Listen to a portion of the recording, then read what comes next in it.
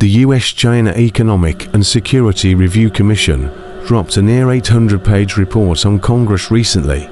Before we go any further, you need to consider the following words that appeared in the opening section. The Commission conducted official fact-finding travel this year to Taiwan and Japan to hear and discuss regional perspectives on the United States' relations with China, as well as trans-Pacific cooperation. Read those words again.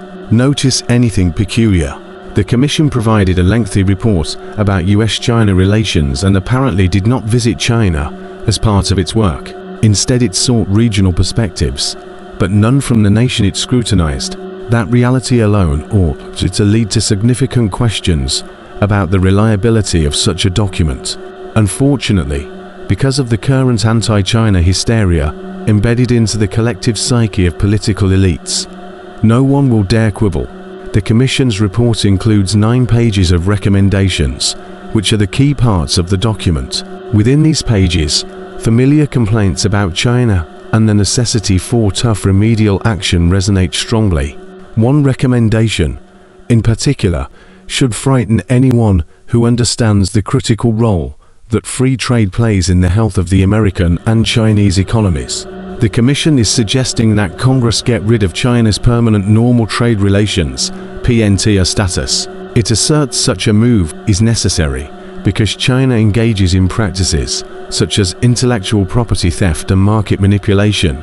Eliminating PNTR would give the US more leverage to address unfair trade behaviors. Viewed in less fancy terminology, the Commission wants the US to move toward protectionist trade policies. The US, the nation that touts the benefits of free trade and demands free trade practices be implemented by developing nations in order to secure favorable loans, is so determined to undermine China that it will abandon its own principles.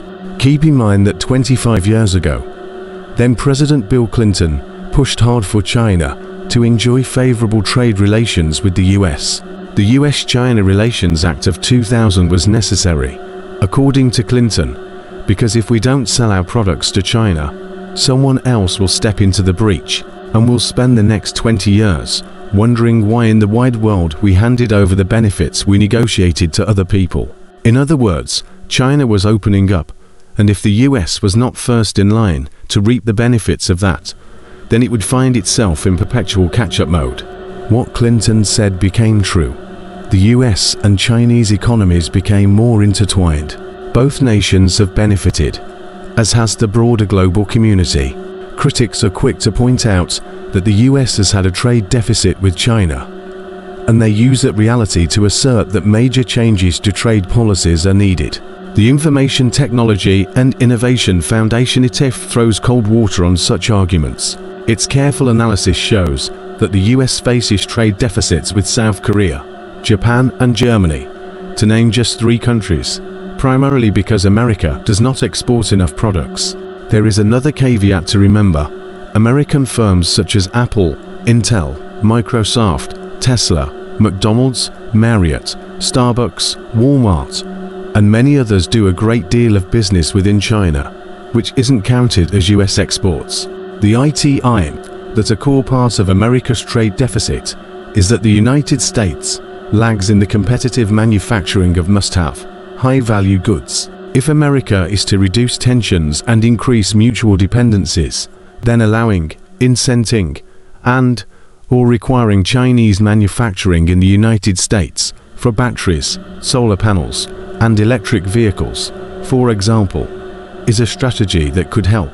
Such common-sense realities are not welcomed in Washington, where bashing China is the only message that is heard.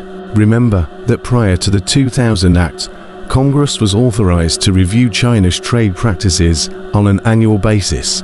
Should the aforementioned recommendation be supported, that yearly review would again kick in. The potential for raw politics to further damage US-China trade is obvious.